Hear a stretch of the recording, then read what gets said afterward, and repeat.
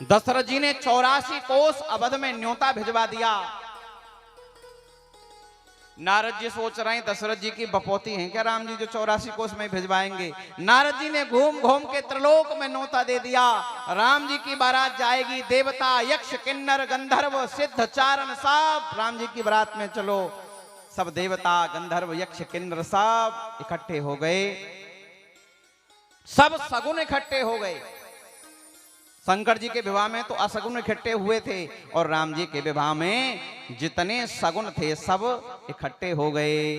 तुलसीदास जी वर्णन कर रहे हैं, सोनियस ब्याह सगुन सब नाचे, सोनियस ब्याह सगुन सब नाचे, अब कीने बिरंचे हम साचे, अब कीने बिरंचे हम साचे, सुनियस ब्याह सगुन सब नाचे। सभी सगुन नाचने लग गए। आज विधाता ने हमको सत्य कर दिया, हम राम जी के विवाह में जाएंगे। सुंदर रथ मंगाए हैं, सहित वशिष्ठ सोहन नृप कैसे, सुरगुर संग पुरंदर जैसे। दशरथ जी वशिष्ठ जी के साथ उस रथ पर विराजमान हुए हैं। कैसी शोभा हो रही है दशरथ जी की, जैसे देवराज इंद्र अपने गुरु बृहस्पति के साथ रथ पर बैठ करके जा रहे हैं। धन्य है। बारात चलने लगी, बड़ी दिव्य बारात है। जिस नगर में होकर के बारात निकल जाती महाराज हल्ला हो जाता। कोई साधारण व्यक्ति की बारात थोड़ी है। राघवेंद्र सरकार की बारात है। दशरथ जी का कितना वैभव था, जब स्वर्ग में जाते तो इंद्र अपना आधा सिंहासन छोड़ देता था। और चक्रवर्ती जी के बेटे की बारात गई होगी तो कितनी शोभा नहीं हुई होगी। जिस नगर में जिस गांव में होकर के जाएं, लोग बारात को देखने के लिए आए। पूछें भैया इतने सारे लोग सज सज करके कहां जा रहे हैं। अवधवासी मूछों में ताव दे करके कहें कि बारात लेकर के जा रहे हैं। कहां? जनकपुर। अच्छा बारात आ कहां से रही है? अयोध्या नरेश चक्रवर्ती सम्राट श्री दशरथ जी के पुत्र राम जी की बारात जा रही है। अच्छा अच्छा, बारात में देखने योग्य क्या होता है? दूल्हा। दूल्हे को देखने तो आते हैं बारात में, और क्या बारात, वो तो बाराती समझते हैं। बाराती तो ये समझते हैं कि बारात में हम कोई देखेंगे, लेकिन बारातियों को कोई नहीं देखता। चाहे कितने भी अच्छे कपड़े पहन लो, कितना भी अच्छा परफ्यूम लगा लो, देखते सब दूल्हे को ही है। अब जिस नगर में होकर के बारात जाए, लोग पूछें भैया कहां जा रहे हो? बारात में। और फिर पूछें कि दूल्हा कहां? जब बारात इतनी भव्य है तो दूल्हा कितना सुंदर होगा। अब जब ये पूछ ले ना दूल्हा कहां है, तो सारी अकड़ ढीली हो जाए अवधवासियों की। दूल्हा कहां बताएं, दूल्हा तो है ही नहीं।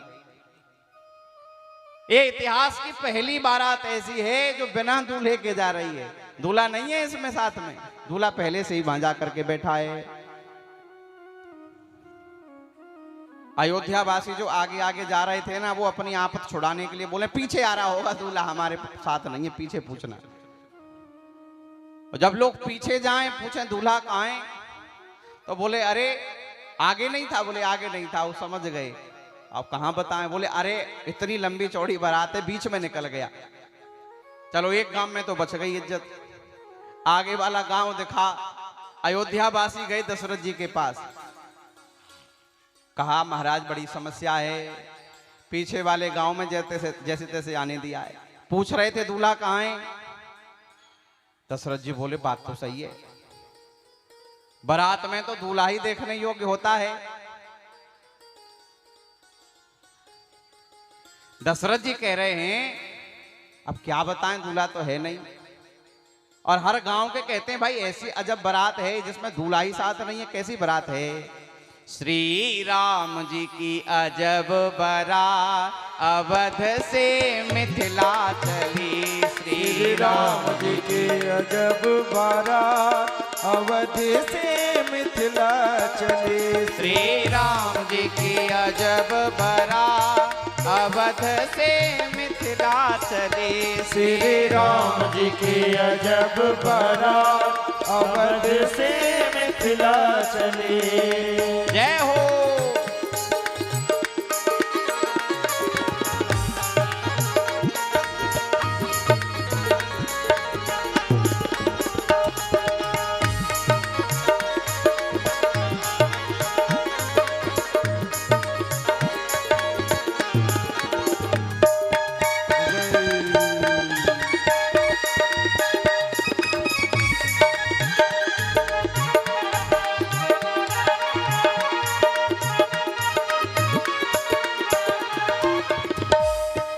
अच्छा, अजब क्यों है ये बारात? यह बारात सब भांति मनोहर, यह बारात सब भांति मनोहर, यह बारात सब भांति मनोहर, यह बारात सब भांति मनोहर। किंतु न दूल्हा सा अवध से मिथिला चले। हाँ, किंतु न दूल्हा सा अवध से मिथिला चले। श्री राम जी की अजब बारात अवध से मिथिला चले। श्री राम जी की अजब बारात अवध से मिथिला चले। जय हो।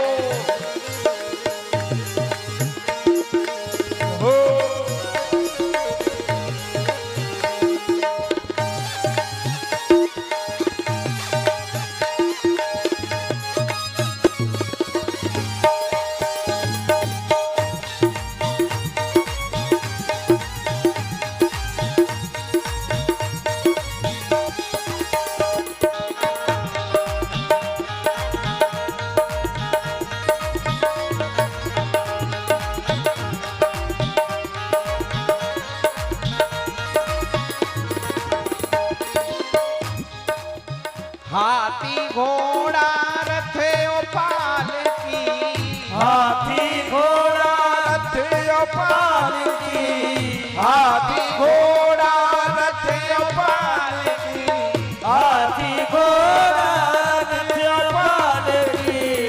चढ़े चढ़े अवधि इतरा अवध से मिथिला चले।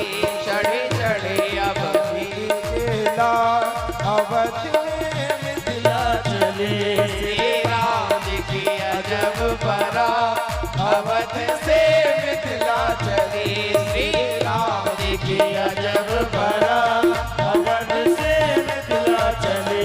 श्री राम जी की अजब बारात अवध से मिथिला चले। श्री राम जी की अजब बारात अवध से मिथिला चले। श्री राम जी की अजब बारात अवध से मिथिला चले। श्री राम जी की अजब बारात अवध से मिथिला चले। अवध से मिथिला चले। अवध से मिथिला चले। बारात रास्ते में जा रही है, लोग पूछते हैं दूल्हा कहाँ है, समस्या हो गई। वशिष्ठ जी बोले चिंता मत करो, दूल्हा हमारे पास है, अल्टरनेटिव है। अरे ये जो भरत है ना, ये बिल्कुल राम जैसा ही लगता है। भरत राम ही की अनुहारी, सहसा लख न सकें नर नारी। अयोध्या वासी भी कभी कभी भ्रम में पड़ जाते भरत जी को देख करके, राम जी और भरत जी में भेद नहीं कर पाते थे, इतना स्वरूप मिलता है दोनों का।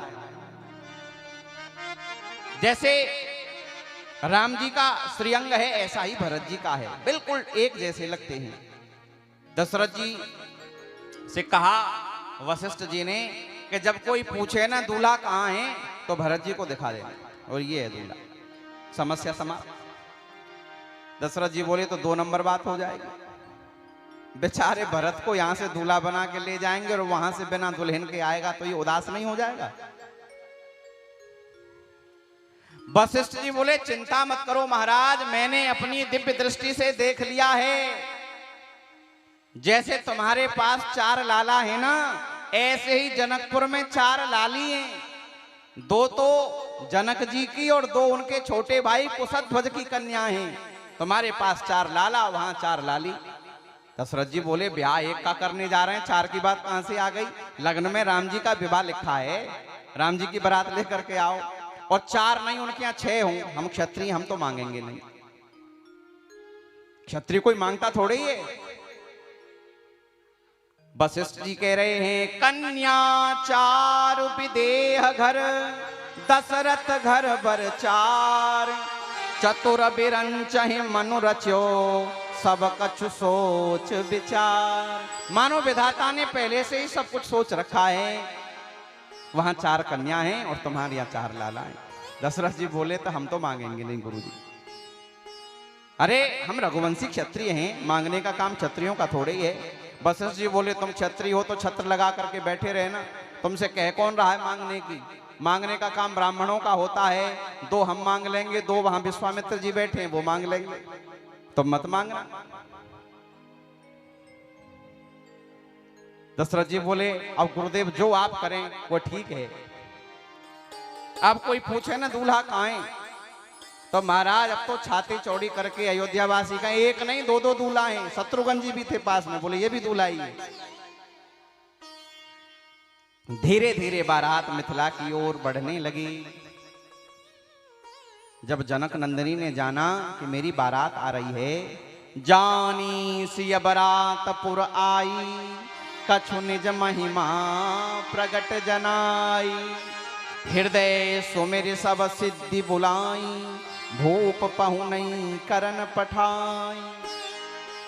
हृदय में सिद्धियों का स्मरण किया, समस्त सिद्धियां जानकी जी की सेवा में उपस्थित हो गईं। कहा जाओ मेरे ससुर चक्रवर्ती सम्राट बारात लेकर के आ रहे हैं, उनकी सेवा के लिए, उनकी अगवानी के लिए जाओ। जनक जी को जब पता चला दशरथ जी बारात लेकर के आए हैं, अपने पुरोहित सतानंद जी को, ब्राह्मणों को लेकर के राजा दशरथ जी की अगवानी करने के लिए गए हैं।